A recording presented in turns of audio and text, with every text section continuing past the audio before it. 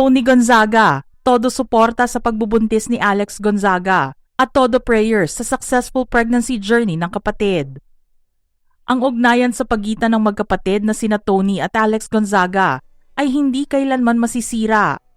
Kahit nagkaroon pa sila ng mga pagtatalo noong kabataan nila, napatunayan naman nila sa kanilang mga sarili na silang magkapatid lang ang magtatanggol sa isa't isa, lalo na pagdating sa oras na kailangan nila ng support system.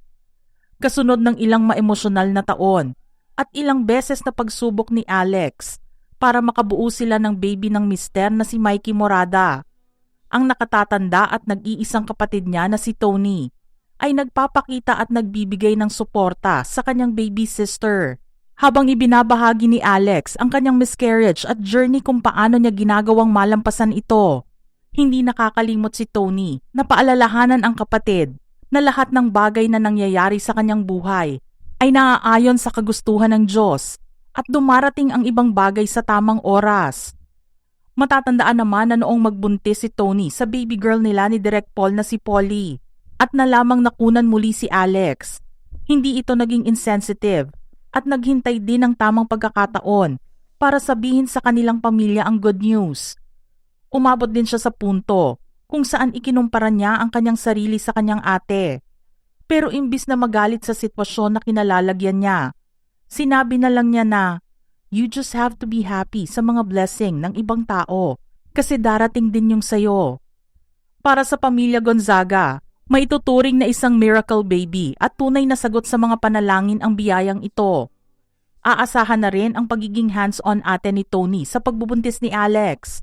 Bilang isang ina sa dalawang anak na sina Sevy at Polly, si Tony malamang ang naging pangunahing takbuhan ni Alex pagdating sa mga payo tungkol sa pagbubuntis, tamang nutrisyon at pag-aalaga sa sarili habang nagdadalang tao. At dahil sa magandang balitang ito, lubos naman ang pasasalamat ng mga tagahanga ng magkapatid dahil sa kabila ng mga pagsubok, nananatiling matatag ang kanilang pamilya. Mapapansin naman ngayon na naging abala ang buong pamilya Gonzaga at Morada sa pag-alaga at pagtitiyak na stress-free ang kapaligiran ni Alex upang masiguro na hanggang sa katapusan ng kanyang pagbubuntis ay nasa maayos siyang kalagayan. Madalas din namang naririnig na sinasabi ni Tony kay Alex na sobrang pagdadasal nilang mag-asawa para sa pagkakaroon nila ng baby ni Mikey. God's timing is always perfect and we are praying for you every single day. Mga ka-showbiz peeps, anong reaksyon nyo rito? Type your comments below.